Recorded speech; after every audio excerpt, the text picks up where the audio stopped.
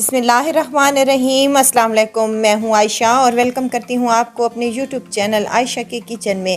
आज मैं आप लोगों के लिए लाई हूं निहायत ही मज़ेदार, क्रिस्पी, क्रंची और लेयर से भरपूर ये आलू के पराठे। इसकी ख़ास बात ये है कि इसमें आपको दो फ्लेवर मिलेंगे। ये 2 in 1 पराठा है। एक तो आलू का इसमें जायका आएगा आपको और दूसरा ये लेयर से भरपूर लच्छेदार बनेगा।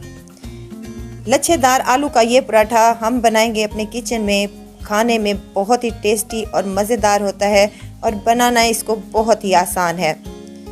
यकीन करें ये इतना मज़ेदार होता है कि खाने वाले का हाथ भी नहीं रुकता। तो चलते हैं अपने किचन में और आज की ये मज़ेदार सी रेसिपी को स्टार्ट कर लेते हैं। यहाँ पर मैंने मैदा लिया है। मैदे से बहुत ही अच्छे लेयर्स वाले पराठे बनते हैं। आप चाहें तो आटे का यूज़ भी कर सकते हैं। यहाँ मैंने 3 कप मैदा लिया है, जिसको मैंने हाफ़ टी स्पून इसमें नमक का शामिल करके पानी थोड़ा थोड़ा डालते जाएं और इसको ऐसे ही गूंद लें जैसे हम रोज़मर्रा आटा गूंदते हैं। बिल्कुल वैसे ही पतला हो और ना ही ज़्यादा हार्ड हो। आटा हमारा माशाल्लाह से गूंद चुका है। इसको ऊपर से थोड़ा सा घी लगाकर कवर लगा देंगे 20 मिनट के लिए। 20 मिनट के बाद हमने इसका कवर खोला है तो माशाल्लाह ये निहायत ही सॉफ्ट और मज़ेदार सा हमारा आटा बनकर तैयार हो चुका है। इसको काउंटर पर ले आएंगे और इसको काट कर इसके हम पेड़े तैयार कर लेंगे।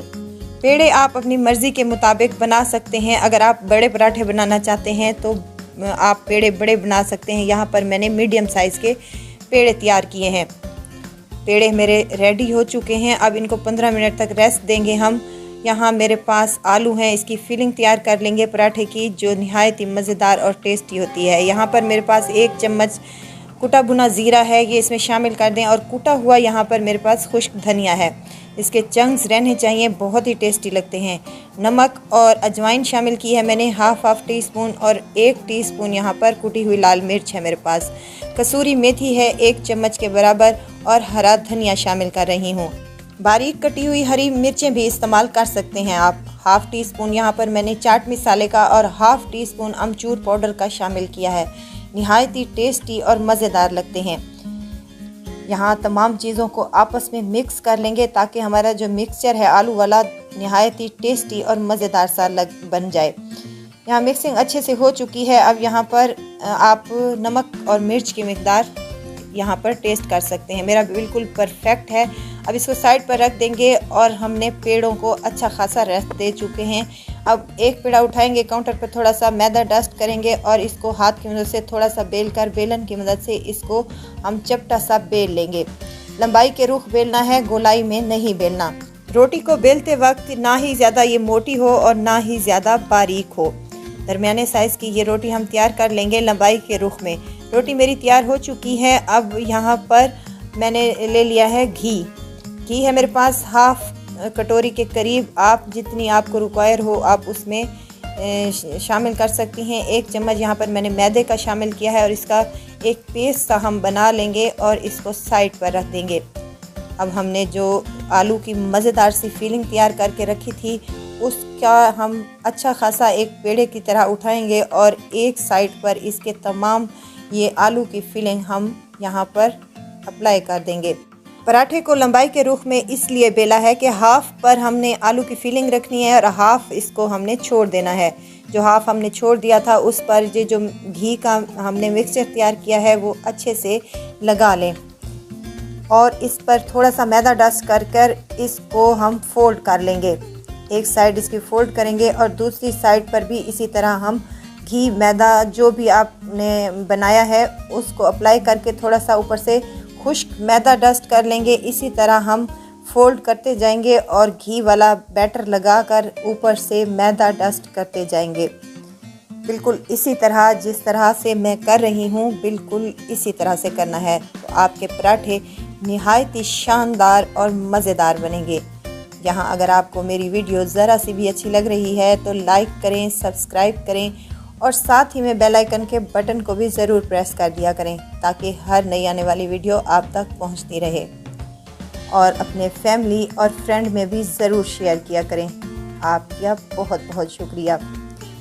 लेयर्स बनाते हुए हमने पराठे को एक लंबाई के रुख में एक रोल सा तैयार कर लेना है। और आखिरी दफ़ा इसके ऊपर जो घी हमने बना कर रखा था वो अप्लाई कर देंगे और ऊपर से हल्का सा मैदा डस्ट करके इसको हम फोल्ड कर लेंगे। आलू वाली साइड से हम फोल्ड करना शुरू करेंगे और एंड तक हम इसके आखिरी वाला जो कोना है उसको अंदर वाली साइड पर हम प्रेस कर लेंगे। बिल्कुल इसी तरह बेहतरीन सा हमारा यहाँ पर पेड़ा बनकर रेडी हो चुका है। देखें कितना क्यूट सा लग रहा है, लेयर से भरपूर।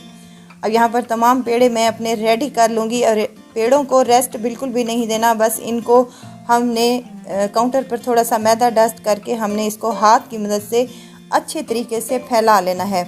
जैसे हम पराठा बनाते हैं उसी तरह हम इसको पराठा बना लेंगे। अगर आप मोटा पराठा बनाना चाहते हैं वो आपकी मर्ज़ी पर डिपेंड करता है, जितना आप पराठे की थिकनेस रखना चाहते हैं उस हिसाब से आप इस पराठे को बेल लें।